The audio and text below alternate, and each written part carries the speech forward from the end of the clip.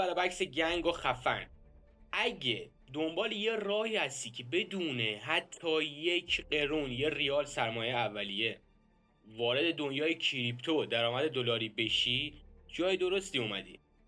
ببین تو این دوره قراره با هم بریم سراغ یکی از واقعی ترین و اینکه ساده ترین و در عین حال پولساز ترین فرصت های کریپتو و دنیای ارز دیجیتال بشیم که همون ایدراپ و تستنت هستن.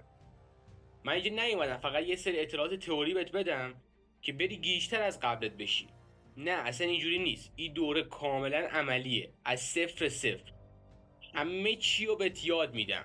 خب از ساخت ولت، نمیدونم اتصال شبکه، گرفتن فاسد، انجام تراکنش‌ها، کلن ببین سیر تا پیازه کامل بهت یاد میدم، جوری که دیگه نخوای بری تو این کانال تو اون کانال بپرسی فلانجا برم فلانجا نرم، کجاست این، کجای تسکش کجای، کجا وصل کنم. اصلا همچین چیزی قرار نیست بعد دیدن این دوره بهش بر بخوری اصلا. چون شما فقط کافی اسم پروژه، حتی اسمم نه، خودتون برین ایدراپ بقولن هانت کنین، شکار کنین بعد دیدن این دوره کامل. ولی اصلا نیاز نیست. شما اسم پروژه که بیاد سایتش برسه دستتون، خودتون میتونید همه کاراش انجام بدید. اصلا نیازی نباشه که بخواد از این و اون بپرسید یا آموزشی ببینید درباره اون تست. خب این که من میام قدم به قدم همه چیزها رو به شما یاد میدم.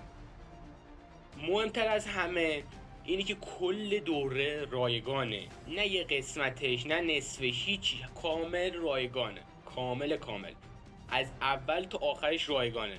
که خودم میدونم چقدر این مسیر برای خیلیاتون گیج کننده و مبهمه. خب چقدر آدمای با استعدادی ما داریم ولی چون راهنمای درستی نداشتن جا موندن از این فرصت ها. قراره تو این مسیر یاد بگیری چجوری از پروژه های آینده دار ایدراپ بگیری، سهم بگیری، بدون اینکه اصلا نیازی باشه شما کدی بزنی، نمیدونم سرمایه‌ای بذاری یا دانش یا تجربه از قبل داشته باشی.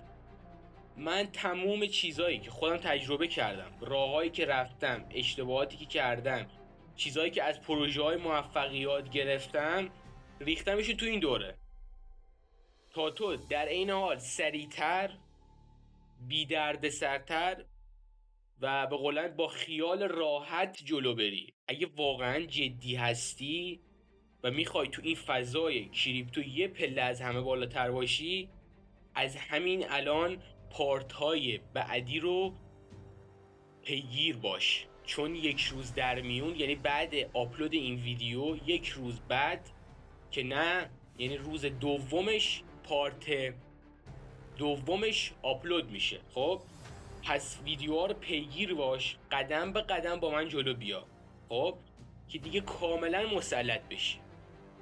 همین دیگه.